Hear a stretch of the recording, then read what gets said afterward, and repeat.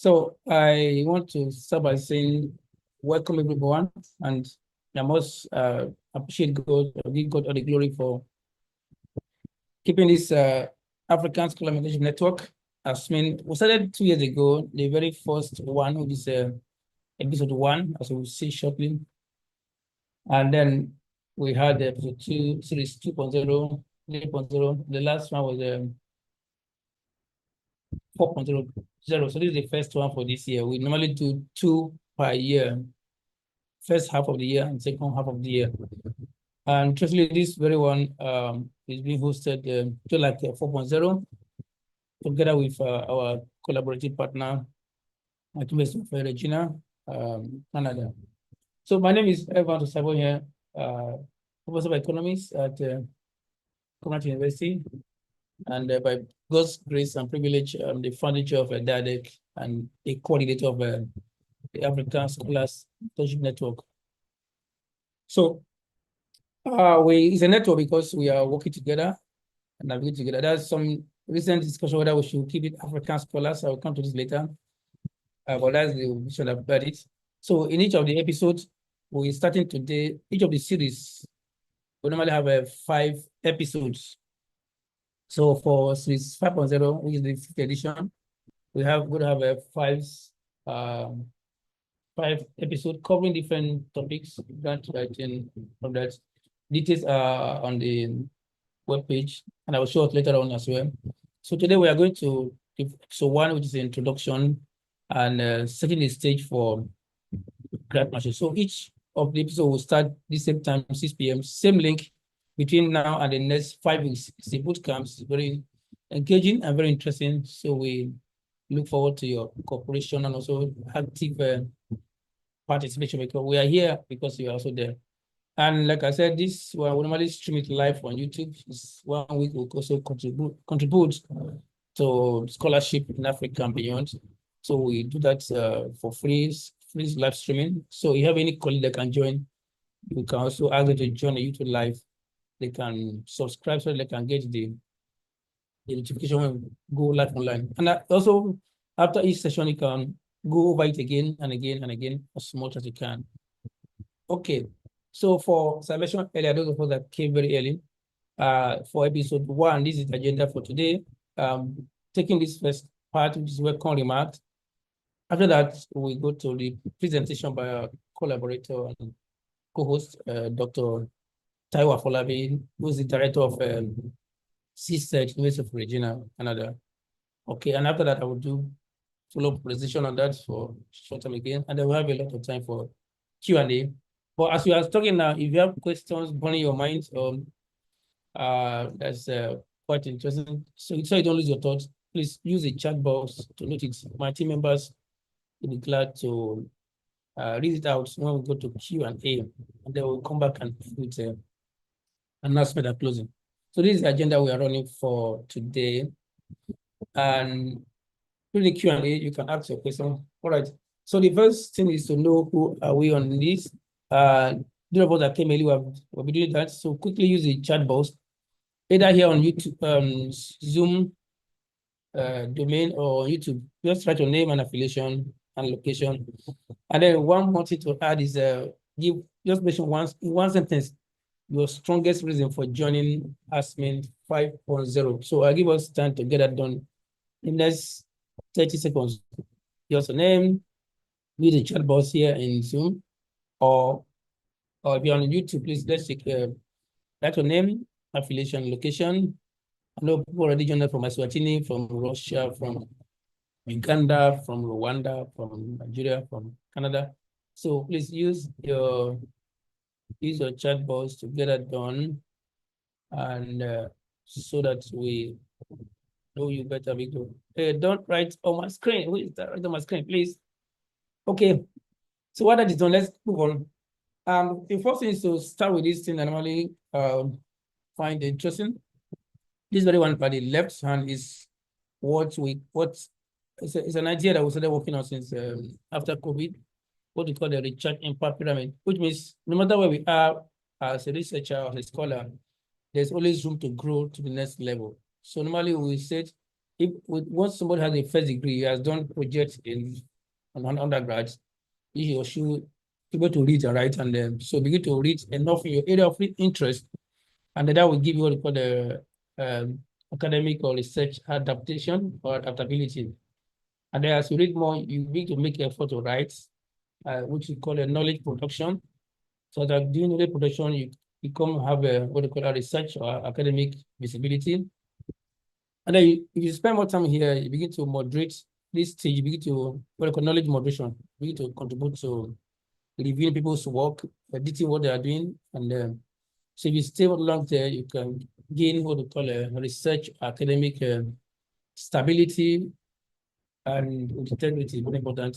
And then the fourth stage is knowledge, what I call knowledge stimulation. At this stage, begin to define what others contribute to. That book, detailed book, journal special issue, you are the one defining the research team that people contribute. In that case, you are working to the realm of research or academic immortality. But that being said, I was also good to this work is on the mentorship network. There is three terms that are similar, but with little line of decision. Being a coach, being a supervisor, being a mentor, or the art of coaching, supervising, and the mentorship. I was in the Lagos conference. I was DIaDeRC. I was this came up clear in clear terms. So for a coach or coaching is usually performance based and usually short term. So that you want to get a team that will lead a country to the World Cup. So you let's get a coach for this team that can deliver. So coaching is performance based and usually contract and short term based. Okay, the second one is supervising or supervisor, which most of us are used to either as a researcher or as a professional. You have a supervisor over you. And in this case, authority based. You have someone who's a high authority, giving oversight or management of what the younger colleague is doing, supervisor, overseeing to oversee. So it's more of authority based and oversight management. But our focus on mentorship. Mentorship it goes beyond this 1, 2. A true mentorship will have elements of 1, 2, 3, 1 and 2, but much more so is focused on the development base, focus on the development of the mentee, and it could be a long-term career guidance. Okay, so that's things we need to take home today regarding these three related but different roles. Okay, for our, those of us that came earlier, I played the video on that's my DIaDeRC story at 100. But I just highlight the points there. It's online. So on YouTube, we can go through it again. So for our framework for our ASMN mentorship network, we have this we call a mentorship nature circle, what we call the 3 pillars that guide our. So first of all is that we usually say in this, so at the center, we say that it should be mentorship, mentee driven. So the mentee should be the captain, while the mentor should be the co-pilot. In other words, the mentee has an idea, but he wants someone to guide. So the should stem from the mentee. So that the mentee is the one that the cockpit, while the captain, while the mentor is providing the guidance as the co-pilot. Then the second pillar is the issue of honesty and integrity. So both the mentor and mentee should operate at the level of building trust through clear transparency and confidentiality. We know where we draw the lines so that nobody is abused or nobody is cheated. Okay, so that's the second pillar. Then lastly, for you to progress or be progressive or productive, there should be a need for regular evaluation and progress, check-ins, feedback, good tracking, so that nobody's time is being wasted. So these are the 3 pillars we run in our African Scholars Mentorship Network, which we call the mentorship nature. It's actually we did the background paper with one of our mentee, and we're going to take it further to write a book on it. Hopefully, we hope to deliver that. Though, why is mentorship very important? Whether we're in career or in academia or in other professional, it's relevant everywhere, ministry, everywhere. Because the truth is that no matter what you are doing, there's somebody that has done it before. I think we were told by the Holy Book that nothing new under the sun, and that is true. But the place you want to travel to, people are already living there, and that is the truth. So which means so it becomes very important to learn from those who have gone ahead of us. In the words of the great scientists, if I've seen far, it's because I'm standing on the shoulder of those who have gone ahead of me. So one of the relevance, it helps also accelerate learning. So you learn from the experiences, good and bad, which will enhance your career or skill development. And then you also connect to their networks. So you're able to enjoy their own opportunities and connections. Okay, like I will share shortly. Now I have somebody who's a Nobel laureate, Professor James Robinson, who is part of our DIaDeRC advisory board member. So given his pivotal role, we're able to tap into such opportunities. So it gives us access to networking. And what more so, mentorship build our confidence. So you are seeing people have done it before. You say, if it has been done, I too can do it again. So it gives this inner impetus, self-confidence, self-belief that it can be done. So these are, there are many of them, there's not time to list all of them, but these are the key pillars in terms of the relevance of mentorship in our career and our profession. So this is what I talk about. James Robinson, who is a member of DIaDeRC advisory team member, whose Nobel laureate prize was announced in October last year, 2024, and this is on the team with their book on the One Nation phase. Okay, so that's what I said. So I've seen this relevance of um, of mentors or mentorship. How do I get a mentor? How do I get a mentor? Okay, for this platform provide that opportunity, but like this, you start with the self-assessment. What am I when I need to go? That will define where who to meet as a mentor. Remember, we said that the mentee is the captain. So the way you want to go will determine who you need to follow as a mentor. So self-assessment is very important to know your weakness and your strengths and your goals. The next one is also goal setting. You need to set your goal, vision, career, roadmap, so you can know who to approach for a mentor. And then, so while I was praying for another talk I gave in March, so this is also pretty much, so I use the word mentor to relate various things that can help us in choosing a mentor. One is that mentors simply means mentor should to motivate you for progress. Okay? And then he should be a mentor, he or she is able to exemplify what you want to do. This is what he has done it before, so he can exemplify it for you. Then a mentor should be able to help you nurture your ideas or dreams. And then, of course, mentor target is not after where you are now. You target your potential. You can do better. So mentors target your potential for exploits.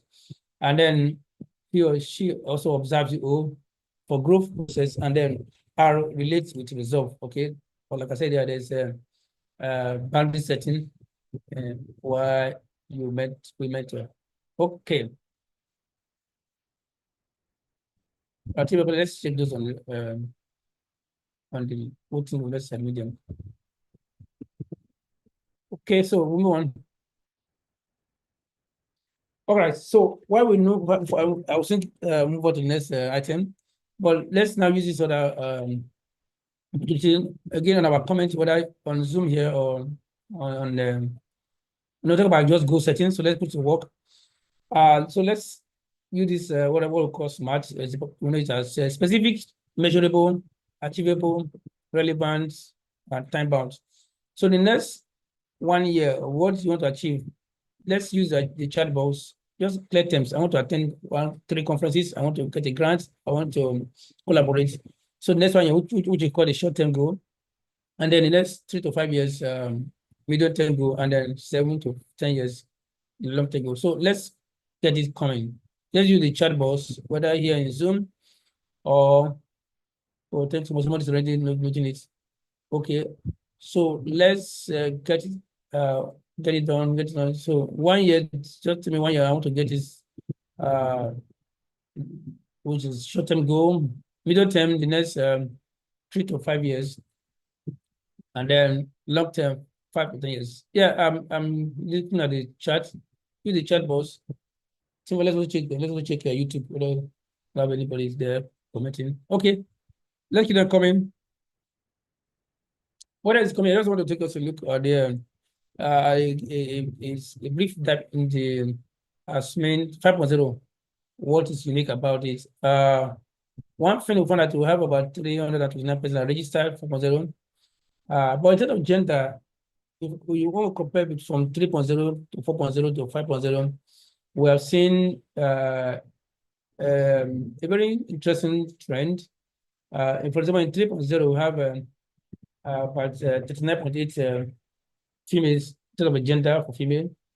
In 4.0, it increased to 44% for female. But thankfully, for 5.0, it's really increasing to 45.3. So for us, there's an increasing trend of female participants. And that is for us is interesting because we are also very mindful about gender equality, particularly in Africa scholarship, where the female gender are not well represented. So this is an interesting figure for us. I want to keep it up on that.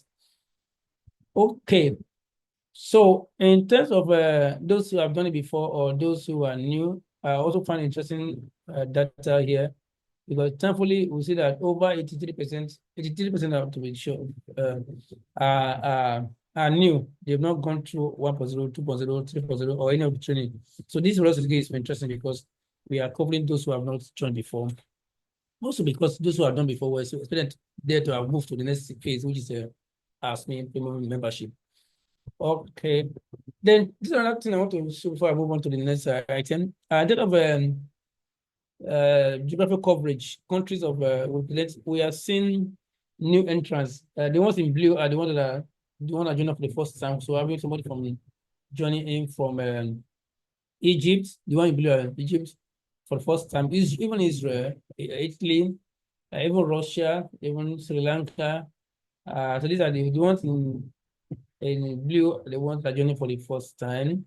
And then again, the ones in yellow are the ones that are outside the African continent: Canada, Germany, India, Italy, Malaysia, Pakistan, Russia, Sri Lanka, Turkey, UK, and USA.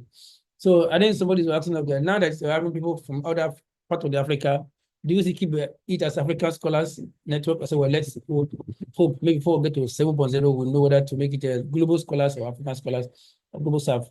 And again, we have coordinators from East Africa, based in Tanzania. We have from Central Africa, based in Cameroon. We have coordinator from Southern Africa region, based in South Africa. We have a coordinator from West Africa region, based in Ghana. And so maybe we'll likely have another coordinators from, let's say, Middle East and North Africa, or Asia region or American region. So these are things we will keep finger crossed as we move on. Okay, so before I move to the next presentation, let me say Happy Mother's Day to our mothers in the house, whether active, potential, academic, biological, spiritual, physical, financial, any kind of motherhood. We want to seriously appreciate you and celebrate you. So if you are in the house, please let's give a round of applause to our mothers by saying Happy Mother's Day. If you can share it, let's just write it on the chat. Happy Mother's Day to our mothers. Somebody was asking me, the thing we did the Happy Mother's Day in March. How come we're doing that? I said, well, I don't know. Mothers are special, so we can't celebrate them enough. So Happy Mother's Day to every one of you who are mothers, potentially or active. God bless you. So I now move on to the next item. Why we move. Okay, Happy Mother's Day. Thank you so much. All right, so I'm now going to the next item is the presentation by, yeah, let me go to my agenda. My agenda is, I'll come back to that. Is my agenda. Yes, presentation by Tawa Falabi. So I'll just stop this share and then we'll go to that. Great. Like I'm saying, if you have questions coming up, please keep them coming and God bless you. Okay. So you can see this screen I'm sharing. So Professor Falabi is joining us live, but he said he's recording. He had a meeting. He will join us in the next before we finish the session. So we are using his video.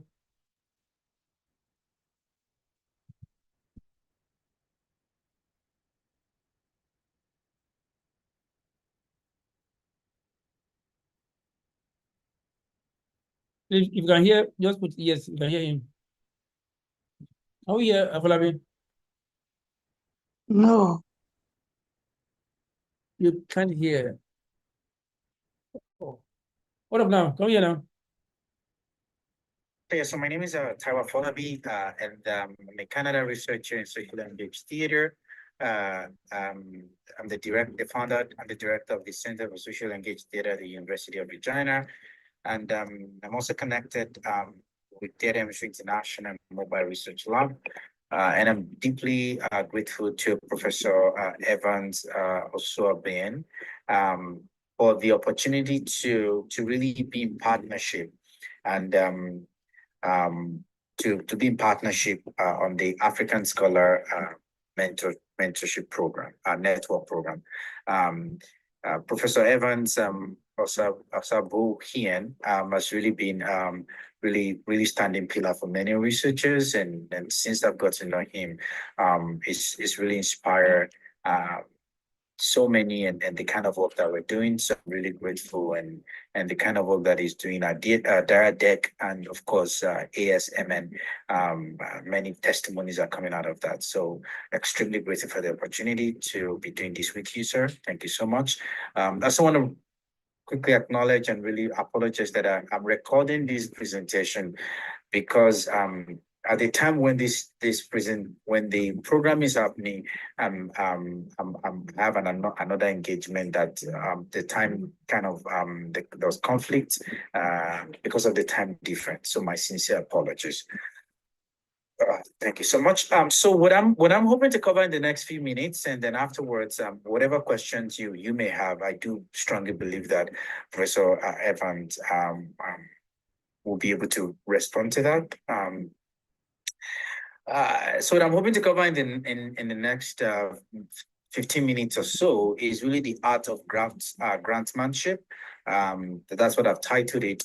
And part of the conversation with Professor Evans is, I'm really interested in STEAM. So, we talk about STEM all the time, which is great, but we need to add an A there, STEAM, because art, humanities, all of those are really critical. And my background is in theater, is in performance, is in creative, cultural and creative industries, is in theater. So the piece about art is important on many fronts. One is that when it comes to really funding opportunities, we all know that art has always had this backseat for many institutions and many of our government, many of our government operations. In fact, the research has shown us that whenever there is a budget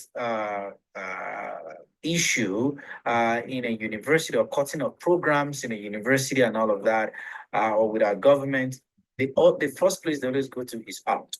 And we also know that there's so much emphasis on STEM, which again shows many times the importance that I think our society has placed on arts and everything that that we could see, that we consider as art. So for us at ASMN, really adding A to it is important, and really happy that we have Mobile Research Lab, the Social Enterprise at DIaDeRC International, joining us in doing this particular series. Of course, it's Social Language Theater at the University of Regina. So in terms of what I'm hoping, the objective of my presentation is really to provide an overview and fundamental information about grantsmanship. And myself and Professor Evans, we've done this before, so there might be some overlap in what we're saying. For the first time both of us did this, I think in ASMN 4.0, we didn't share any notes. We just realized that, there's a lot of connections and a lot of shared information that really kind of resonates with us. So that's the overview of my presentation. And really my objective is really to hopefully change our mindset about grants, to highlight some key guiding principles, to speak about process and procedure, what you need to do before you start grant writing, during the process and after the process, to walk you through a little bit of the application, the timeline, the application format, and other aspects such as references. And then my final thoughts, and like I said, the question and answer session, I'm hoping that Professor Evans will be able to answer offer is a remarkable over 2 decade experience. So you're in safe hands already. So why am I qualified to give advice? Because that's always, for me, I always start from that place of positionality, because it's really very important. I have had the privilege to be reviewed and to review other people. I've won over a million. I've won over $1 million in grants, in funding, in-kind support. I've reviewed hundreds of funding and admission applications. I have led and continue to lead initiatives that have garnered millions in grants, from Theatre Ministry International to my center, a Center for Social Engaged Theatre, to Scholarship IQ, to many of the, a lot of the things that I'm doing. I really continue to not just only lead and continue to lead, but also support other people in accessing funding for their program. And many of my mentees, they've graduated from PhD, master's program. Some of them, have become postdocs. Some of them have entered into PhD credit programs, and some of them fully funded, some of them partially funded, and all of that. So I've mentored researchers who have won grants and graduated from graduate programs. And again, I've led and co-led different grants, scholarship capacity building, including Research Hub, Research Foundation, Scholarship IQ, Scholarship Lab, Mobile Research Lab, the center, and of course, different things like that. So in terms of offering an introduction to the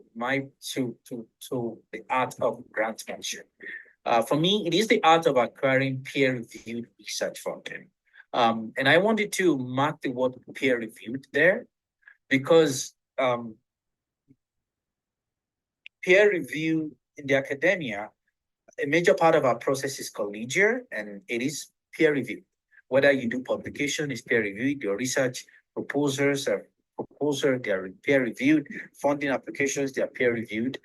It's really important to understand what peer review means. It's the process where, people that are in your field or close to your field, some of your colleagues, those that are, they review your work to give you feedback, to determine based on their expertise and their knowledge, and they're looking at, your proposal in regards to that is this project feasible? The kind of team or the individual that is proposing this idea or this initiative, do they have what it takes to do it? What's the knowledge mobilization strategy? What's the methodology? Is the literature section, is it sound, and all those kind of things? And most importantly, what's the ultimate impact of that research? Because we have to also understand that whatever funding that you have, that we receive, it has a purpose, right? It's either coming from taxpayers' money, or a philanthropy saying, hey, I want to offer this for a common good, okay? And I think this is where the change of mindset really needs to start. A lot of us coming from a different, depending on different socio-cultural, socio-economic perspective where we are coming from, we always think the idea of getting funding is to change our economic status. We're always coming from this deficit mindset many times, if I may, which need to change, right? I've had stories of many researchers where they got funding for that particular thing, but they ended up using it to build a house or buy a car. And they ended up not using it for what they were meant to use it for. I think that's the first place where the mindset needs to change. That the funding that we want to get is actually to do the research, to do the work, to be able to benefit our community. It's for a good community good. The second mindset I need to change based on this is that we need to come at this from a strength-based approach. It's not from a poverty mindset to say, well, I need the money because, well, they're not giving you the money because you don't have anything to give. They are giving you the money because they believe that your idea is worth investing in.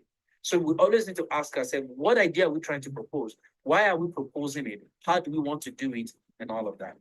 The change of mindset is really critical, and I cannot overemphasize that, because we realize over the years, and again, I've had the privilege to review so many applications, and then somebody starts telling you, well, I need the money because I come from a family of 10 and I'm the only one that went to school and then like, no, not at all. They're not gonna give you money like that. What do you want to do? Why do you want to do it? How is that research going to benefit your community? How is it going to benefit your state, your country, and all of that?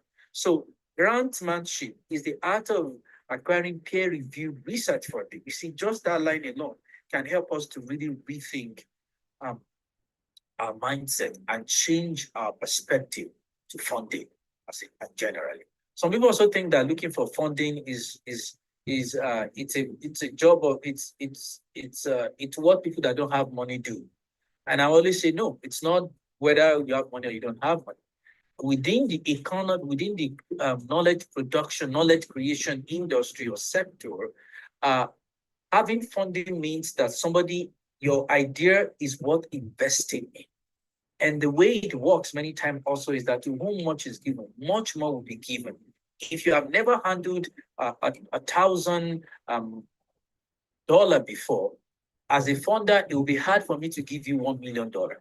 It might even be hard for me to give you 50,000 because you've not shown a track record that you've been able to handle, that your work has been invested in and it's grown over the years. And that's why, somebody that has won 50,000, 1,000, 2,000, 5,000, and then 50,000, and then 100,000, and then 500,000, and then you realize that they've secured funding like $1 million and all that because there has been trajectory over the years, and they've proposed ideas. It has really made impact in community or in their area of discipline and field, and they've used that to impact life of other people, and researchers have graduated from them. They've produced papers. They've produced also non-conventional, traditional knowledge production, dissemination strategy, not just only paper, podcast, documentaries and different things like that. Then we can invest. We can invest more in that. So it's not that, again, a change of mindset is that you're not, looking for research funding and research funding in the context of our conversation is not that it's not because, I'm coming from Nigeria and there's no money in Nigeria, we need money. No, that's not that. I'm coming from one country, from the global south, and then we need money. No, we need these resources, funding, to do what we need to do to be able to better our community. So it's not like people that are looking for funding are, they're poor, and then again, those are really mindset that we need to take off from. The other thing to consider, as I said in introduction to this presentation, is that when thinking about funding, and I'm using funding broadly within the context of post-secondary school, whether it's research funding, for some of you, it's funding for your program at the PhD level or postdoc and all that. It's important to consider both the quality of the science and the quality of the grant application. I spent a little bit of time to kind of talk about it because this is, again, very important. I have seen applications where the quality of science is top-notch. But when I saw the quality of the grant application, it was nothing to write home about. At the same time, I've seen the other side of it, where the quality of the grant application is top-notch, but the quality of the science itself is nothing to write home about. And when I'm using the word science here, I'm not talking about science as a field alone. I'm talking about science as the idea, the research itself, the initiative, the proposal that you're talking about, the issue, the problem that you're wanting to solve through research, and the methodology, the literature review, the everything, like the what, the why, the how, the when, everything that is involved. That's what I mean by the quality of the science. So with both of them has to be apart. Unfortunately, I have seen some applications where the quality of the grant writing was great and the quality of the science was not that great, but they still got it anyway because they understand that grant writing is also, there's a formula to grant writing. And many people, when you get it, you just keep getting it because now you get a formula and all of that. But I don't want us to consider that. I want us to always think about the quality of the science and the quality of the grant application. So some conceptualization as I move forward in this presentation is one, the art of grant writing will not turn mediocre science into fundable grant proposal, but poor grantsmanship will, and often does, turn very good science into an unfundable grant proposal. And I think I kind of highlighted this, earlier on. It's really important to consider the quality of the science and the quality of the grant writing. And that's why I always say your first draft is not going to cut it. In fact, for some people, your second, third draft will not cut it. And some would say, yeah, I've done this many times, so don't worry, it's fine. What I've come to realize is that even the more you do it, the more you realize that you need more time to do it. Because if you want this before, you want something before you're trying to apply, that means there's a level of expertise, there's a level of expectation quality that has been given to your work already. And you want to always stop, be better each time you're putting something in. So don't just put in anything, right? The quality is really critical. So before you start writing, it's important to read the guidelines. It's important to read guidebooks, if there are any, to look at look carefully at the application form and follow them exactly. Read the eligibility, read the requirement, the timeline. Like it is really, really important to really consider all of that. When you want to execute, good writing will not say bad ideas. Bad writing can kill good ones. So prepare multiple drafts. I've had the privilege to do an application that was worth over $1 million, and it took me 8 good months to get it together. Yeah. Now, remember, what's at stake is almost $1 million, right? That's a lot of money. But for me, it's not even about the money alone. It's the fact that the process of walking through multiple drafts helped me to refine, all right? And then, of course, review from trusted colleagues and partners. Please circle the word trusted, because you don't want somebody to take your idea and run away with it. Again, we've had experience like that, where somebody just read it and then they run away to go write something based out of the idea and different things like that. And this is where I always talk about epistemological and intellectual humility. That, many times some people just write things for themselves to themselves and then they submit it and they won't have anybody review it for themselves. And I'm like, that's a recipe for disaster in my opinion. Now, I may not, my approach will be different from your approach and other people's approach. It's fine. But my own approach is that when I write multiple draft, I then ask trusted folks to review it. But most of the time, I don't just ask people in my field to review it alone. I ask people outside my field to review it.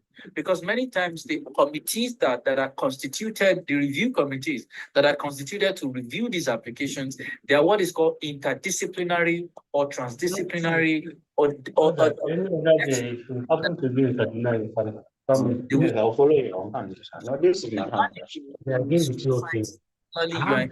are in or finance, and then somebody, a lawyer, somebody in the legal field comes to come and take a look at your application. Or you are a theater artist or a performer or a dancer or an anthropologist or a linguist writing a proposal, and somebody from economics is asked to review your application. So it's always important to ask for feedback from trusted colleagues and partners who are not only within your field, who are outside your field, and they can give you that perspective from their own field so that your research can be relatable across disciplines. When you want to submit, it's important to do your due diligence due to logistics and technical issues. I always recommend that you submit days or hours before the deadline. I have to say, myself personally, it's something that I'm still working through myself because I don't want to be the kind of person that tell you, I do this like this, and internally I'm not doing it that way. And the reason why for that for me is that it's always juggling to multiple things at the same time. So what I try to do most of the time is to have a very clear timeline. I manage my project in a way to say, okay, this funding application is closing on the 22nd of this month, for example. I want my first draft to be ready maybe by 10th of the month, and then by 10th of the month, maybe by that 10th, I send, and that draft that I say will be ready by 1st of the month, by 10th of the month, it is not my first draft. Most of the time, it's like my second or my third draft. And then by that time, I now send it to somebody I will give them some couple of days. Now, I would have informed them ahead of time. Again, because when you want somebody to review your work, it's important to also be mindful of them. I've had situations where people, folks reach out to me to review their work, and they're like, when do you need it? They're like, oh yeah, prof, sorry, it closes today. Oh yeah, it closes in the next 5 hours. So if I can, and I'm like, no, we all have things that we're doing. So your inability to plan properly cannot then trump my own schedule. So it's important to inform them ahead of time. And so if I'm sending that thing, that draft on the 10th of April, or the 10th of the month, for example, I've informed them maybe 1 week ahead. And I would let them, please, I'm sending this to you in another X number of days. I was hoping that you can please help me take a look at it, offer me your feedback in another 1 week. Like I would have prepped them ahead of time. So by the time I'm sending it to them, they know already. It's not meeting them, just like that, unprepared. So consider the deadline, and then by the time they send it back to me, and then I review another. So I'm aiming that I want to submit this either on the 20th of that month or on the 21st. And the reason is because many of these portals, and they have technical glitches almost at the last end, because everybody's trying to cram and trying to submit things, and at times it just collapses and all of that. So you want to ensure that you submit ahead of time. After you've submitted, wait patiently. It's always the game of patience, right? It's a game of waiting. You have to wait to hear back from them. At this point, you can do nothing again. It is what it is, right? And then from there, you can, some people would modify the proposal, send it to another application and other things you want to use it for. Regardless, at the end of the day, you have to wait. And what do you do during waiting? Some people pray. That's where your faith comes in. Some people pray. Some people, they take up their mind from it. We deal with waiting differently. So however way you want to deal with waiting, you know what? Deal with it in your own way. It is important to always remember that the result of your application does not define you. If you receive the funding, amazing. If not, you learn from the experience and you move on. And I'll give an example. I applied for a fellowship some couple of months ago, and this is really very recent, extremely recent. And then 2 weeks ago, they got back to me that I was not selected. And they told me they only had 6 slots for the fellowship. They had 800 applications for the fellowship, and they shortlisted 30. I was part of the 30 that they shortlisted, but I didn't make it to the 6.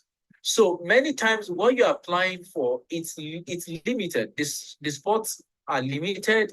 And at the end of the day, the reality is that everybody can get it. Yours will come. If you know somebody that got it, celebrate with them. Because I found that many people, this is where they give up. They apply the first time, the second time, the third time, nothing happened. The fourth time, they're like, yeah, I'm done. And I've learned to be resilient over the years through this process. One of my mentee recently, we've been applying for so many things for him. He's been applying. I'll write letters upon letters upon letters, and I'm going to come to letter of recommendations at some point, by the way. And then he almost gave up, and I'm like, listen, you can't give up now. No, let's keep pushing. Let's keep doing it. Recently, guy just got 2 fully funded admissions, PhD.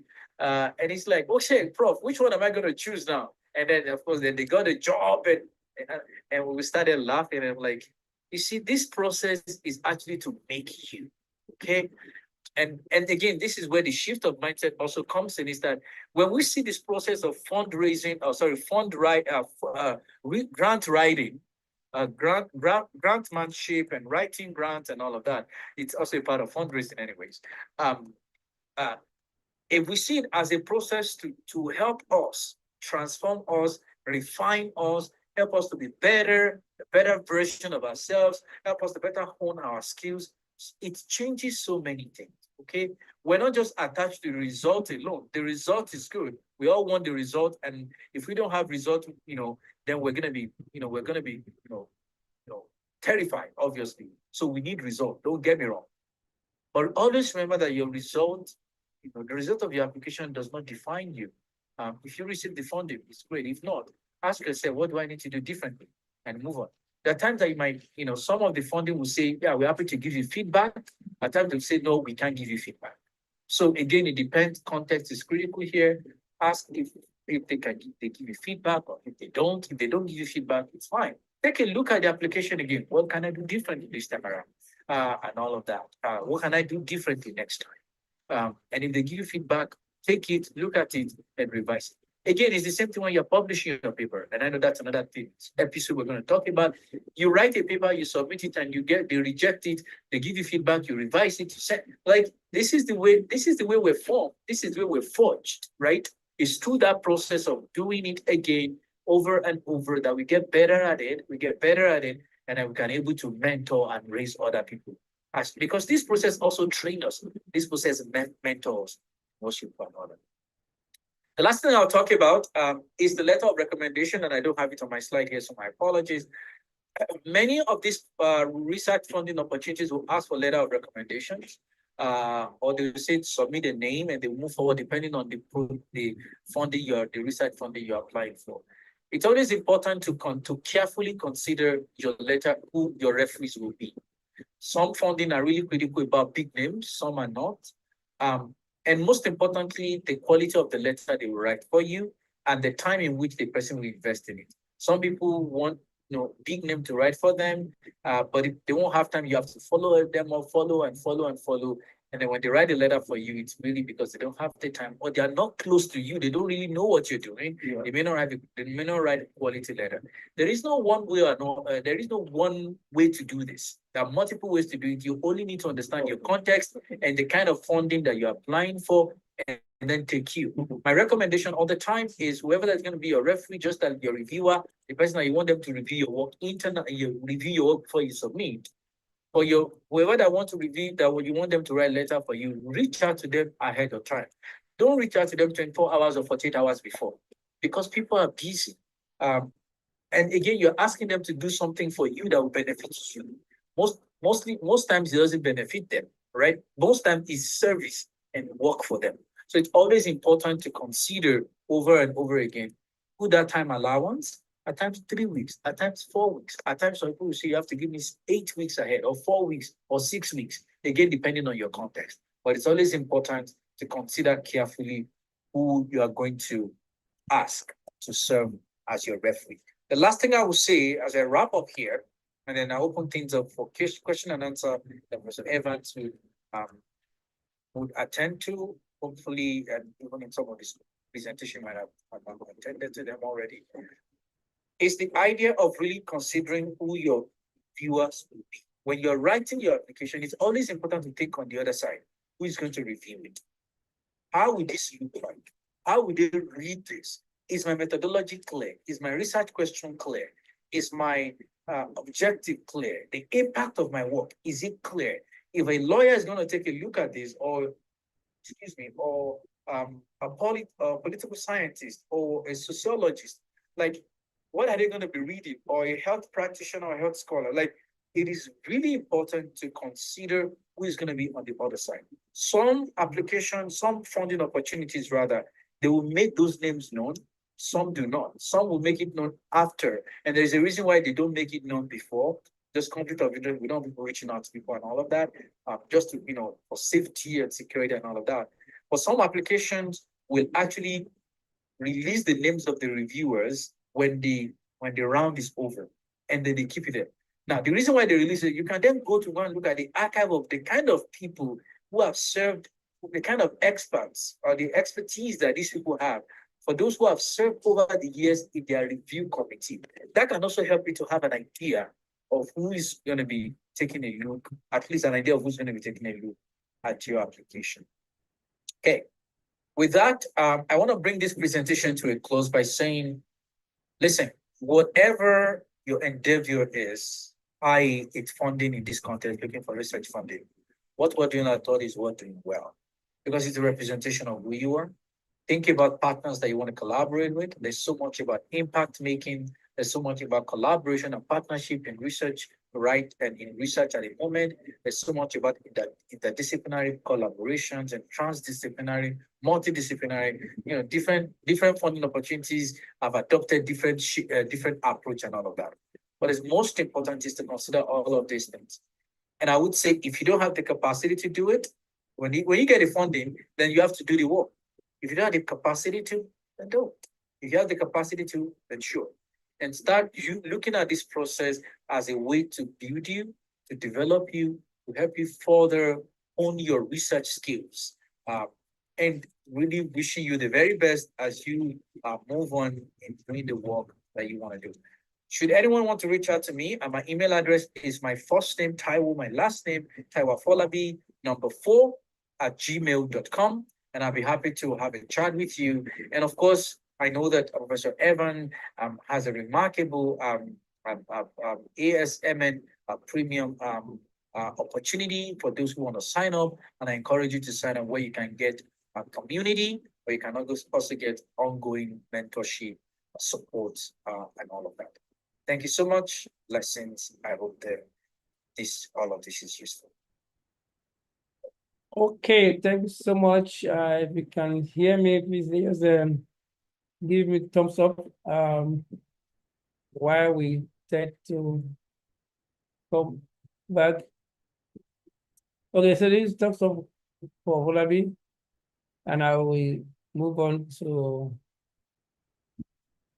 the next item. We'll take my presentation here, and then I will take where you stop, mention the opportunity we have, and then we'll take some other things. Before I go to Q&A, I think I've seen a lot of questions and comments and contributions at the chat. It's very encouraging. Let's keep them coming. In the due course, some of them have been answered personally, and others have also answered. When you have only once, you can have time to raise your hand, and you can ask it directly. If you're on YouTube, of course, you can also ask it via comment. So I'll just take my position. I won't take up to 25 minutes, so I can have more time. So I'll just take 20 minutes and leave the rest 5 minutes for this Q&A. Okay, I think Olabi has given us a rich idea. For those who joined recently, I've taken this one in our introductory remark, the pillars we're working with, and difference between coaching, supervision, and mentorship. And our 3 pillars, where we say mentor is the pilot, and the mentor is the co-pilot, and integrity is pusher with honesty, and the continuous progress checking is very important. And we also discuss the relevance of mentorship. There are very many, just sample a few of them, which you also mentioned. Yes, and we mentioned importantly how to choose a mentor, what to watch out for in mentorship. M for motivates for progress, E for exemplifies what can be done or should be done, N for nurturing of your ideas, T for targeting your potential, O observing your growth process, and then R relates with resolve. Okay. Then quickly, I've said this earlier. Once again, happy Mother's Day to all our mothers, potentially active and otherwise. We're always good, happy to celebrate you. So you mentioned opportunities. I will start from there. One of them is the issue of what we call the ASMN Premium Membership. I won't have to go through, but if you go to our website, once you click our website, DIaDeRC.org, and click join the network, you see all of the benefits that are there. So one of the benefits that we feature you on our website to give you also visibility. You have research collaboration. You have we also do some bespoke training for members. We also have a collaboration with other DIaDeRC members and ASMN members, and a lot of opportunities. So I want you to check it out and subscribe to it. Once you go to the DIaDeRC website, click join the network. And if you click on this network, you can see now, take you there. And once you join, we welcome you with what we call a ASMN Premium badge, bearing your name and picture, which you can also suppose. And also on our feature, we have what we call we have different posts every week. Monday, Mission Monday, and Friday is our feature, Friday feature. So also feature the wins of our ASMN and DIaDeRC members, DIaDeRC ASMN Premium members. So I want to really appreciate us and strongly encourage us to subscribe to this, just as he has mentioned. And for this training, I've asked whether there will be certificate. Yes, we have been certificate from onset. This is sample, but there are 2 main criteria to qualify for certificate. One is that we want active participations, which is reflected in the.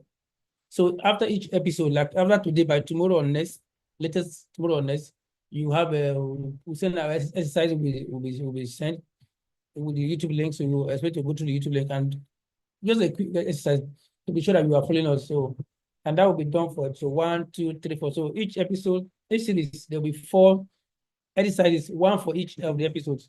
So you must meet the minimum. That's the very first criteria. Completing the exercise is one of the key way that you are actively participating in the boot camp. That's one.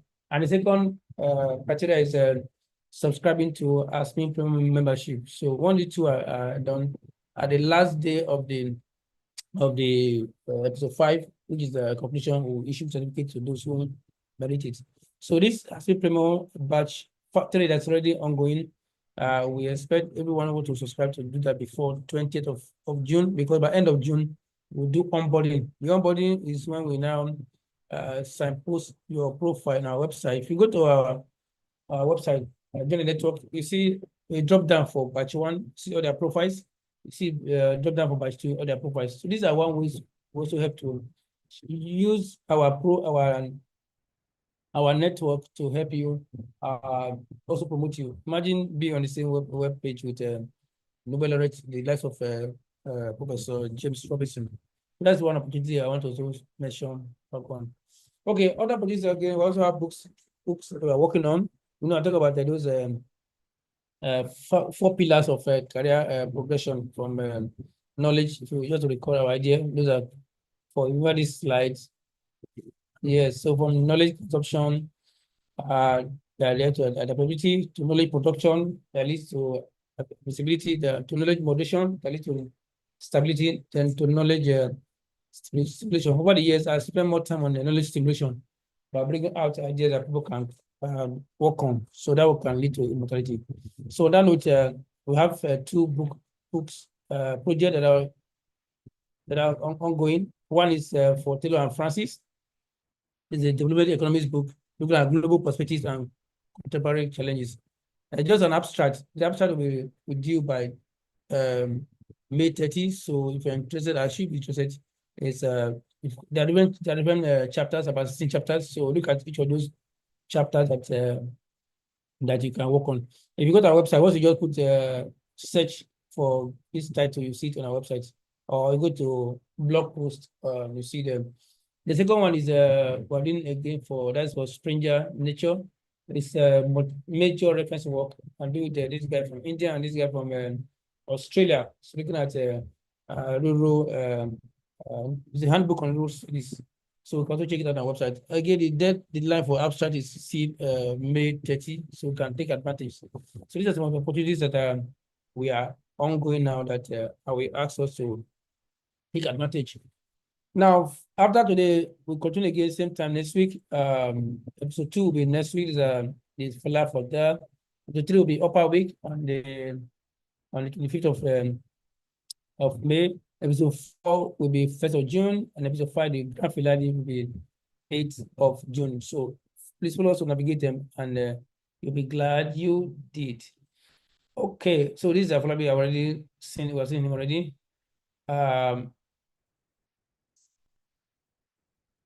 Okay, so before we go to Q&A, I want to quickly, let me open my video for that. So I will take us through this, what I call a journey into Grantsmanship. The developer has given us most of that, so I won't bother myself to go through it. Good. So the ones he has covered, I won't mention it, but the ones I need to emphasize, I will emphasize. Somebody has asked us whether we have a kind of a template. So this is what I call the elements of a grant proposal. What should be there? I will emphasize it shortly, because I just reviewed the proposal for international agency recently. Personally, I also like the lesson that I want to share here. So usually a grant proposal may not have all of this, but in a way it should cover some of these items. One is the introduction of the background of the problem. What is the motivation for the study? What issue are you addressing in your study? Whether you are from legal discipline, you are from scientific discipline, or engineering discipline, social science, whatever it is, there should be an introduction that will showcase what is the current state of knowledge. What are you bringing aboard? What is the show? Such part should motivate the study. So at the clear cut, I'm able to see what is in there. Then, of course, there should be clear objectives. Some you can list in some discipline you can have objectives and have a research question or hypothesis. In some disciplines, once you have objectives, a research question and hypothesis are implied. But if it's needed, you can put it. And then there should be insight from literature. Although at times in some proposals, you may need to bring it out clearly, but it should have been in some study, it should have been part of things that will inform your problem statements. So the gap you have seen, we should have inform your study or inform your problem statements. So at times, if it's needed, you put it there. If it's not needed, you can embed it in the background to the study or study. Then personally, I like this one so much, kind of a conceptual or analytical or framework that have to tie the main arguments from what the theory has said or from the argument in the work will be interrelated. Okay, will be tied together. And of course, this is very important method and materials or methodology. We should also include the scope.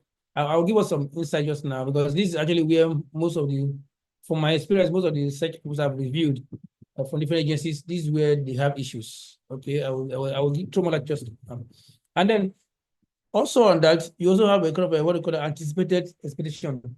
If this study is being carried out, what will be the outputs? What will be what gain are we getting from that? And that can also be tied to what people call a theory of change. In other words, if this study is being carried out, if you are being funded, what is the likely impact or implication for science, for practice, and even for theory? Okay, and then if it's a teamwork, they want to see also what I call the team composition or the statement of application. In some discipline, in some proposal, they will tell you the mix between the male female gender. So they'll tell you between the experienced scholar and the early career. They want so whatever is being specified, follow it. And then some they also want to see the work plan as well as the timeline and budget. Okay, of course, they also have a short reference, even though it may be small, it may be because you only list one or two to show that you are in touch with the current literature. Okay, so now I just mentioned I reviewed just recently review about 50 proposals for international agency. I was asked to rank them between 1 and 10. And then afterward, I was asked to give a summary of my experience. One thing I found very, very, I don't say not interesting is that I mentioned that most of these reviews spend so much time and space explaining the problem statement and little space for the proposed methodology. Methodology should give us just maybe use this example. This recent conference I attended just about 2 weeks ago at is the room in Turkey. One of the cities in Turkey that has the highest altitude, and they had a lot of snow snows a lot, so they do a lot of winter games there. So, but what methodology shows that I've not been talking before, or maybe you're not talking before, but it shows us what does it take to be to Turkey. You need to get a visa if you haven't got a visa, or maybe even you need to even get a passport. You have a passport, and which are you going? Which visa are you going? Which airline are you going? I know you cannot go by road or go by sea. Which airline are you going? So all of that's methodology shows us. So when I see methodology, I should be able to look at your problem statement and your objectives, and I see how is it able to achieve your stated objectives and answer your research question. That is what objectives shows. In some of the proposals I reviewed, someone say we use a mixed method and stop them. What kind of mixed method? You're looking at, for example, somebody is looking at education attainment of get child in, let's say, in Nigeria. Where in Nigeria? Okay, of course, you cannot cover the whole Nigeria. Are you looking at maybe the go zones in Nigeria or into the states? And then if Nigeria, are you going to sample at the level of the schools or individuals? So all of that should be what methodology should. But in most proposals I've seen, people spend time on problem and little time on methodology. Because it's difficult to know how the methodology will be help to achieve the set objectives and achieve and answer the research questions. So that's very important on that. Okay, before I conclude so I can take Q&A. I will look at what I call some of the Grantsmanship, or what we're working on with my colleague, with one of my mentees on what I call the commandments of Grantsmanship and scholarship. I think probably I've said this a lot, that it's not, don't come with the mindset of money making. So it's not a bakery process, but it's a mutual process. So let's come with the mindset of it's possible, and because this process of the grant of the grantee or the benefit is the testimony of the grantor. In other words, the funding agency also wants to succeed because it's part of their milestone. So that's one of the things we must have in mind, that it's a mutual process. It's like a marriage. Both the husband and the wife, nobody is doing each other any good. It's a mutual process. When the marriage is good, two of them will be there to enjoy it. When it's not otherwise, God have mercy. Okay, so it's a mutual process. That's the first thing we made. Second one is that very important. It's not a sprint. It's not like I think you just probably mentioned just now that Taiwan, when somebody was applying for PhD for years, and I mean again and again was almost giving up, but thankfully at the end he got two. So that is it. It's not a sprint. It's not a dash. You just in 10 seconds like some boots. No, it's a marathon. You keep again and again. It's not hit and run, but hit and stick. You give at it until you get it. So that will help us our mindset. Third point I want to follow that there's need to follow the guidelines very strictly, or very painstakingly, or very religiously. Anytime I talk about this one, this opportunity incident normally comes to my mind. I got to apply for Spencer, and it was just turned out job because we didn't follow their guidelines. So that was that bad. Okay, so guidelines is very important. It shows that you pay attention to details, because if you cannot pay details in your proposal, how are we sure that when you get a grant, you also pay attention to details in delivering the mandate? That's what is very important. Okay, this I've said earlier. I won't mention it, that it's not so seek values. It's not a money making process. You seek value, so you want to contribute, want to be known in your area of research. So because when you seek value, time will come, you'll be called to even get a grant. So they will tell you applying. I've done that several times, because they do. I've just seen them before. Say, okay, Prof wants something in this area. I know you are busy, but if you can work with your team, we'll be glad to fund it. So that is that. It's a money making process, but it's seek corruption. Okay, next point I want to emphasize is that it's not a linear process. Every application is unique on its own right. Okay. So I see this one that I didn't know about this lady in the workshop I attended just recently. So from idea to grant application analysis, presentation, write-up, publication, you can. But it's not that this conference is a holistic process, and again, each one.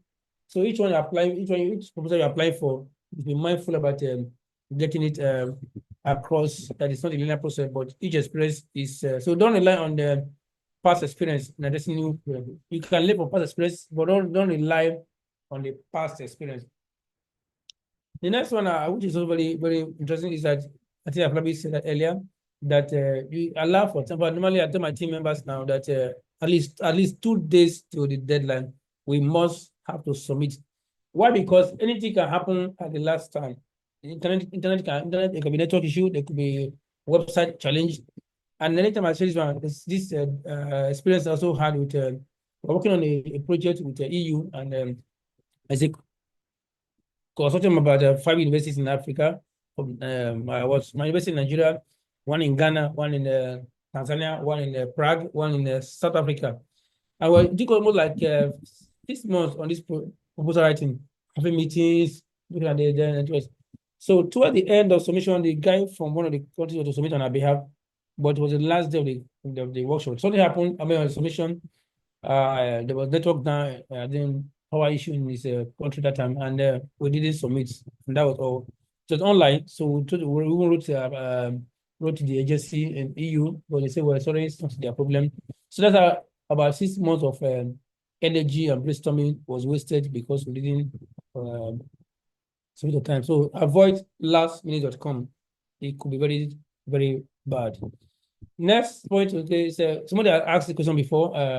How do we, I think on the chat, which I responded to, how do we improve scientific writing? Yeah, so yeah, it's mentioned it's both a science and art. Practice make perfect. The more you do it again and again, the more you get better, because they say Rome was not built in a day. So good writing, I probably I said this one earlier, that so scientific process means that the whole gamut of the process from the introduction to objectives to methodology, there should be a sync. Such scientific process should be there. Okay. And as you do it again and again, you learn more because practice the same makes perfect. Then another person that I also mentioned on the chat, responding to Smodin, the issue of collaboration is very important. And so there's no point saying, okay, I want to do it alone. No. But now people, agencies emphasize what we call interdisciplinary research. So got it more, the merrier. So somebody like this, I think this lady from, she's very good. We'll see that next week. She's one of those presenting next week, episode 2. She's doing an AI, I mean, economics. Somebody's in environmental. Somebody's in chemistry. Working on project together. We funded by Cambridge and Mastercard. So we see from, we know a part, but when we bring our different parts together, it becomes better. So the power of collaboration is very important. It's one way to enhance our, but again, there's a caveat here. You must choose your team intentionally, okay? Because somebody said that it's better to work alone than to work with a wrong team, okay? Now, of course, when you get the grants, ensure you do what you can to you deliver, because it's better not to win a grant, to win a grant and not deliver, because to affect your it's a repeated game to affect your future prospects and also affect other persons. Then your integrity becomes important, and transparency is very. If there's need to make any change, please inform the funding agency for that. For example, we're doing a project for Humboldt Foundation. So we need more time. We apply. We just ask them for 6 months extension. What do you call it? No cost extension, because we couldn't finish on it because of issue with field work, and it was approved. So if there are challenges, you communicate. You'll be ready to. So before I end this talk, to open the floor for Q&A, we said that even if you've done all of this and you get rejection is not a death sentence. It's the opinion of the reviewer. I think you mentioned that I just mentioned, like Falabi mentioned, they applied for about 800 persons applied, 30 were solicited, and only 6. So you can imagine that it's not that it's not good. You're doing your best, but keep doing your best, because by the time you come, after many no, you can get yes at the corner, and do your best, take your rest, and leave the rest. Okay, so I will stop here and I open the floor for Q&A. Yeah, let's check. If you have money, okay, if you have question, please, let's see them. Please, let's go to the question, comment the question, let's see them. Both from my own now, from my follow-up, let's do them together. Okay, and if you want to say it out here, please, see you are on Zoom, and you can acknowledge your hand, and then we'll take it.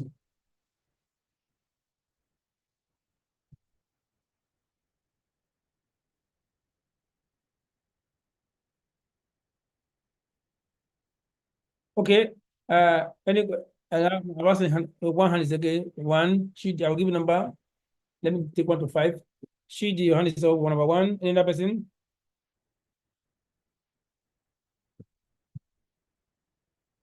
Okay.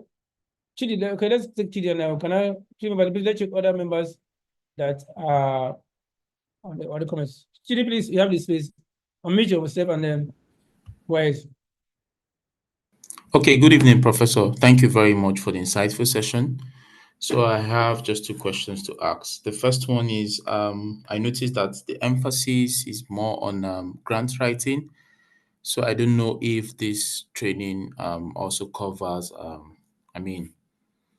concepts on academic writing, especially for young scholars, young emerging scholars. Although I actually saw that it was highlighted, but I really want to understand if the core focus is really on building research skills or grant writing skills. That's my first question. Why the second one is in terms of mentorship for publication. So you explained that if we subscribe to the premium, that we will have access to we'll have access to research partnership to publish in international journals and others. So my question on that is there like any sort of like performance metric or anything? Like, are we going to be closely monitored to achieve that aim? Or because, for example, someone like me would love to publish in an international journal, but at the same time, if I subscribe, maybe an opportunity might not just avail at that moment. So is there like some sort of assurance? That's what I mean in a nutshell on that. Thank you. Yeah, thank you so much. Let me take it quickly. I just quickly for the first question. Yes, Grantsmanship is one of the core, but also take other. If you look at if you go to their website, the other episodes, there are 5 in this series. Okay. Good. So the next week we'll look at a session of a grant proposal. That's we'll have 2 speakers there. Then the episode 3 itself is focusing on the publication. So we have to choose a journal article. We have 2 of these, and definitely this is our head of publication, Professor Romanus. Dr. Romanus is up in that issue of have to choose outlet of that you himself, and this is the team member that work with him, so they will spend time on that. So episode 3 with this solely on issue of publication, all of that. Then the second question we talk about premium membership. Yes, if it's what we do, and what we do at the onboarding meeting, we apart from profiling, we look at the various areas of saying interest of those in that group, and we group them into clusters. Let me see it into clusters. So within the cluster, there's a cluster lead. There's a cluster lead. Within the cluster is a cluster lead, and also at least 2 people from our direct team members are also in that cluster. So within the cluster, each team member in that cluster will collaborate together, and then there's a lead, there's a team member, and then they will work. I think we have many persons that have from those in batch 1, batch 2 that they have a lot of testimonial over there. Okay, there's no time to go to details. But if you go to our website, you see under your network, see batch 1, batch 2, you see their profile, and they also have a head of research, Dr. Solomon, working together with Romanus. So within that cluster, they collaborate together. Okay. I think that's what can answer your question for now. Let me go to that person. Chidi, I've answered your question. Next person is Victor, please, over to you. Make it snappy. Yeah, good evening, Prof. Good evening, sir. Good evening, Prof. Bolavi, for an insightful presentation. Thank you very much. I think though my network is frustrating because I'm in a rural village for a field work, so I'm just interchanging with the network. But my concern now is like what Professor Folabi said. Yes, of a truth, over the years, we'll find out that, especially from the social sciences, and we just find out that this issue of sidelining some discipline, making some discipline not relevant, is also a very serious call for concern. And just recently, you can just imagine the Minister of Education saying social sciences should be cut, should not be made relevant. So it's a problem. And in an area whereby like what you are doing, very good work you are doing, trying to break ground, especially in the world of science, because over the years we'll find that even back then in graduate school, like I'm a medical sociologist.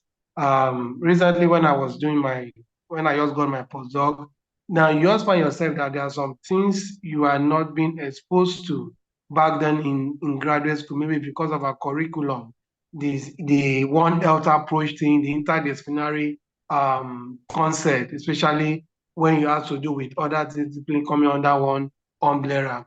So it gets you more confused. Now, as a medical sociologist, I got myself interested in a way by trying to break even, trying to make sociology to be more scientific in the real science world. So now the question now is, especially in grant writing, so what can we now do? Because of a truth, the boot camp is timely, but for early careers like some of us who are basically not really new into grant writing, now what are those, apart from this, what would be the idea? What would be, what would be the idea? What would be the advice, especially going into extensively into grant writing and breaking even in multidisciplinary research? Because one else of a truth is we cannot do the community as a whole cannot do away without multidisciplinary approach, especially in the era of pandemic. And you find out that in this society, more awareness and advocacy is not being done. So the question now is, what can we now do in order to see that we break more ground, even if we don't even get most of these grants? Because this research needs to get, our result needs to get to the grassroots to create this awareness. So on this note, what can we do, especially those in the early career level, to see how we can, in a little space, to break even and see how we can make the world habitable from, and especially from endemic outbreak. Thank you. Yeah, I think we've answered part of the questions, but yeah, I think one, I can imagine one thing that is to keep moving. We shouldn't allow anybody to discourage you. That is it. Okay. Like I mentioned earlier, this is my 21st year in research. I really started like this. So, and then it's somebody said that it's result that will silence insult. Okay. And one thing again, we have as a privilege as that we are independent research center. So we have that such platform given to us by the federal government, so we can publish on our own, either on blog posts, either on our website. So once we have such opportunity, maybe you have an idea, you are a medical sociologist, consider that we have nurses in our team, we have medical doctors, we have. So first of all, what can be done is first is to encourage collaboration. Once you see such a rich collaborative effort coming together, we can publish it either as a book, and we can also with a blog post. We can, if you go to our website, see resources. We have newsletter, we have blog, we have quarterly reports, so we can start with them. But if you can now take it further to have a detailed book, or opinion paper, for example, or working paper, for example, that we can now showcase to the government. And we can even, if it's very topical, find them. We can even do a seminar on it. Okay, we have that platform. Seminar on it and invite the key stakeholders. Okay. For example, I think I did that for this one we did on the food policy in Nigeria. And I just use our network. I invited key stakeholders from ministries and others, and from Export Promotion Council, and it was well attended. And we did the recording on YouTube. It's there on YouTube, and so we have such platform to engage what they call stakeholders. And maybe this is because it's under this Grantsmanship. This is what I'm talking about. This one. Okay. So to answer your question in short, yeah, this one. So we use our platform to say about workshop. We brought different stakeholders from Central Bank, from Export Promotion Council, from Ministry of Agriculture, different stakeholders. So this is what we discuss this matter on food system policy, because this is on policy that are inconsistent across sectors. How can we come together? Because issue of food is everybody's concern. So if we have such fundings, we can hold a seminar, we can hold a workshop. And if it's even too much elaborate, we can do partnership and hold a conference on it or workshop on it. So these are ways we can collaborate and also promote a scholarship at our own level. So don't wait until somebody encourage you. We need to encourage them. But this is actually one of the things that gave birth to DIaDeRC. We want to see how we can use our knowledge to transform lives. That's our motto. And then this African Scholars Network becomes one of the vehicles of doing that. So with also, let's see working together, collaboration, and then using all opportunity you have to communicate research funding. Don't just do funding and put in your research on your email address or on your shelf.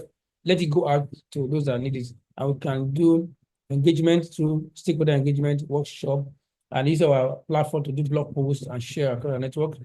That we have such opportunity to do that. I don't know if I answered your question, Victor. Yes. Okay.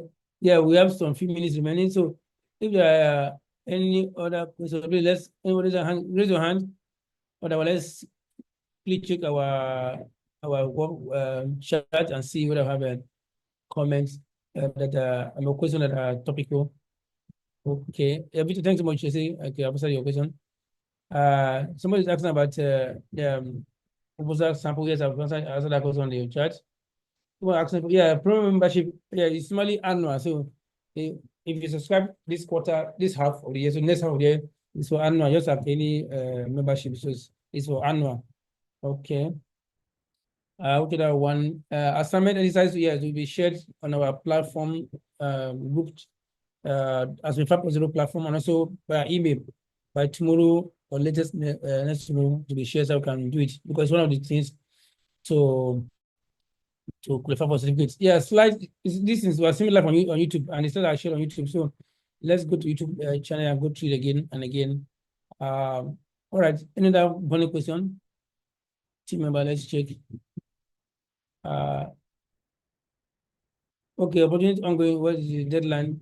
Okay, for the proposal for the book chapters that are there, I mentioned deadline, and it's so and the details on our website. The book chapters are mentioned there. You go to our website. Once you mention the book name, you to take to the page. Now I think I can take us there now. I mean, yeah. So this is the opportunities for the book. This one. So we click. Let me just see because if we click, I think I can click it now. Also, I can click it now.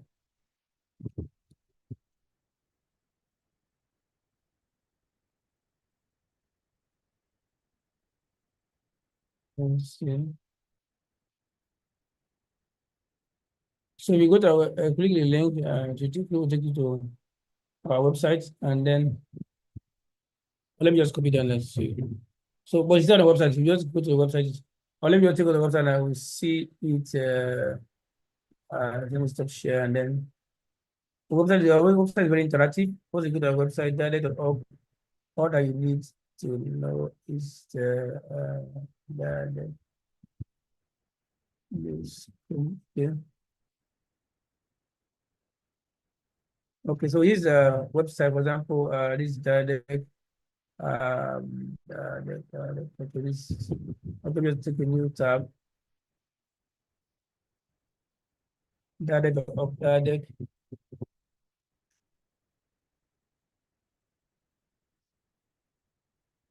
That is it. So we go to DIaDeRC here. So that is the website home. I will see my okay. I will see my slides. So so here when you click join the link, because you give us the ASMN premium, then under the drop down, see the batch 1, batch 2, you see the list. So by 3, once batch 3 is be onboarded by end of June, it will also be there. Then new event will give us our events that are upcoming. News but see, we have this search button. So once you go to the website, you just click search, this icon, search. So you can just search measure contemporary, let me say book chapter or book. I do mention MRW as a editor book or book. So it will give us so much. So this one came out first. Another one also come out. This has been passed. This is done by our team member. This other one, this is my team member. This is passed. This other one is this one is also passed. Yes. This one is passed. This one, so you can see them. This one is already there. So you see all the books up there. So you also click the link to give you the details. For example, this other one, we click this one now. So give the books on the different the structure of the book and different topics that chapter that you can collaborate out there. Okay, and then the deadline. What? Okay, let me go back. I go back again. So the other book. So the other one I mentioned earlier is the onboard. Major. Click on it again.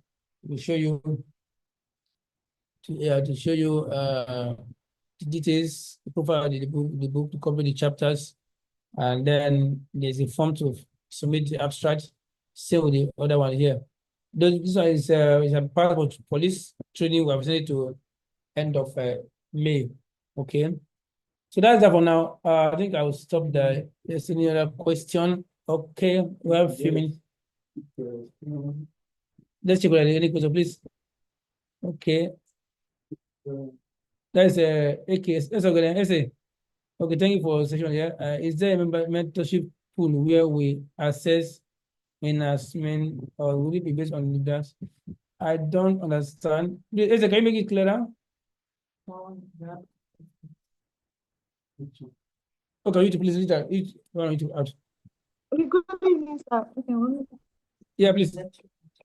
oh, okay, I was, thank you so much, sir, for the session. I was just trying to ask if there was a pool, a mentorship pool where we can act. I know you mentioned about the mentorship, so I was Cluster. Yeah, asking. we have clusters here. We have Sir? clusters. We have clusters. Okay, okay. What we do in the clusters, we look at the form you fill and look at look at the area of research, area of interest. So we cluster the bit them based on area of interest to start with.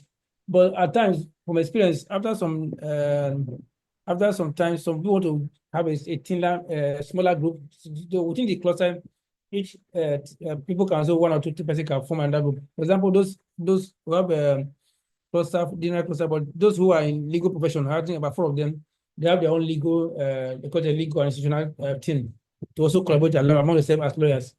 Okay, so that's how we do clusters. So when you subscribe to the premium membership, you look at the form you fill, look at the area of interest. That will help us to do the clustering. And after the clustering, they will do onboarding. Then each cluster member can collaborate at that level.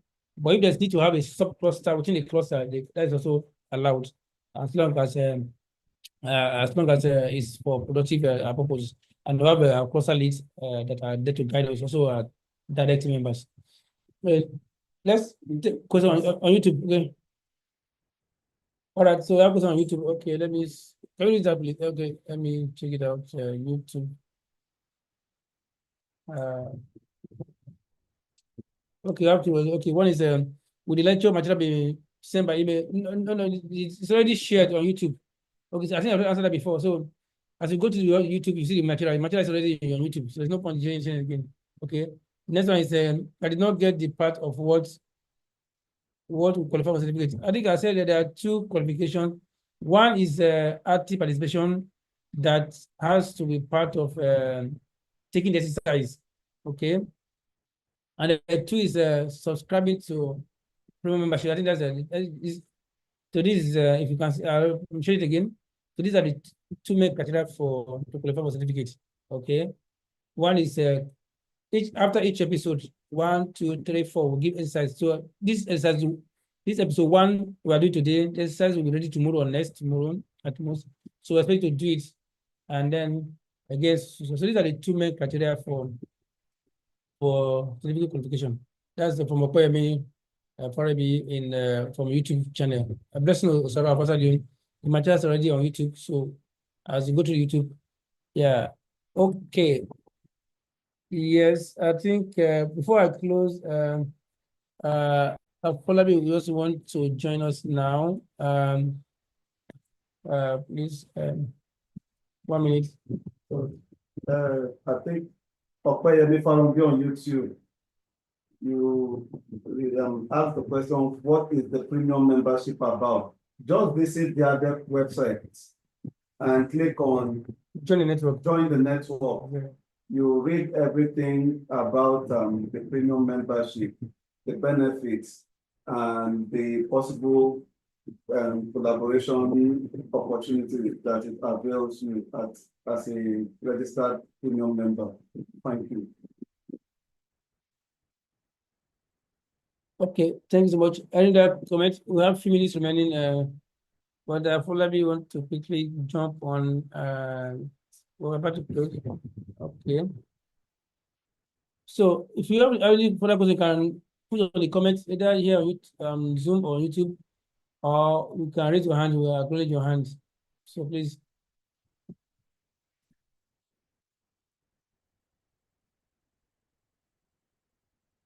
Opeyemi Falabi on YouTube and other participants. The exercise for today should be ready by the end of business day tomorrow. So by Tuesday morning, the exercise should be live for all of us to take our test. Thank you.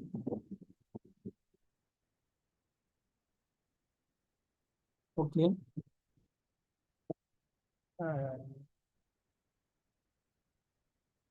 Okay, any other question, please? Let us keep them coming.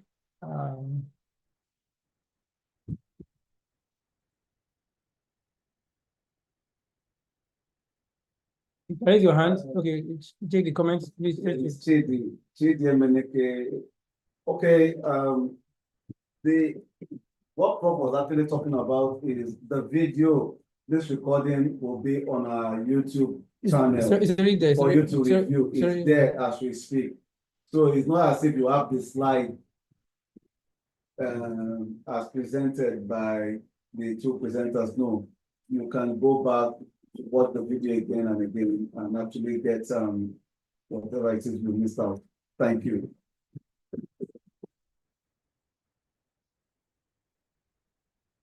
Okay. Okay, I joined it. Okay, please wait a moment. I think I was going to Abiodun, I think that will be answered. Right? Abiodun, when is the premium payment going to commence? It's already on. It's on. But those that want to join for this batch, normally we do it once twice a year. So this batch, we are ready to do that possibly before the end of this training, so you can get a certificate for it. Because you subscribe. Otherwise, latest by THSL will do onboarding. The onboarding will be done by, yeah. So with me in the house now is Professor Taiwo Afolabi, who was speaking to us. Let me make it close now. So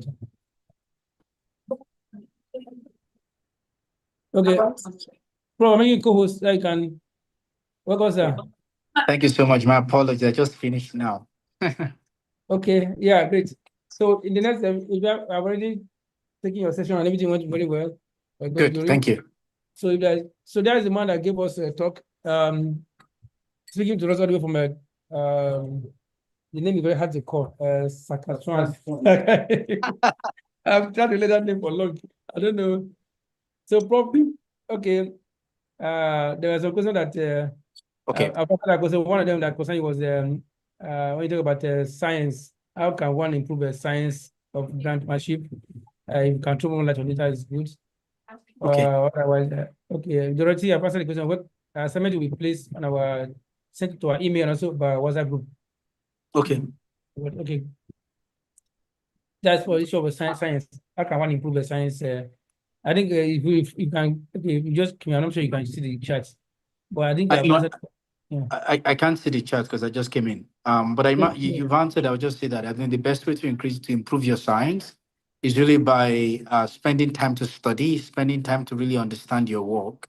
Do a lot of literature review, like understand what the methodology is, all of those things. That's how you improve the science, the quality of the science. So that at the end of the day, one is not just writing grant and it's not making sense. That theoretical framework, conceptual framework, methodology, literature review, answer the question: what are the objectives of the fund of the research? Why is it important? Why do we need to invest in it? Like make a strong argument based on all the evidences that are available. And that's how you said, that's really how you strengthen the science. Okay. Thanks so much. Another question for Labi, so he's here to answer live. And we have a few minutes to go, but if you have any question, most of the questions I've actually answered anyway, but if you have any question, we can answer that. Otherwise, I want to end in the next 1 to 3 minutes. Well, thank you so much, Prof. I appreciate you. And my apologies. apologies. I appreciate you so much. I think everything went well. The video recording was super. Everything was smoothly. You're like, yeah, thanks so much. Okay. Any other person want to ask question, Rich? Otherwise, you will good to go. And then prepare for the next episode 2 will come in next Sunday, same time, same link. Same way we join both on YouTube and also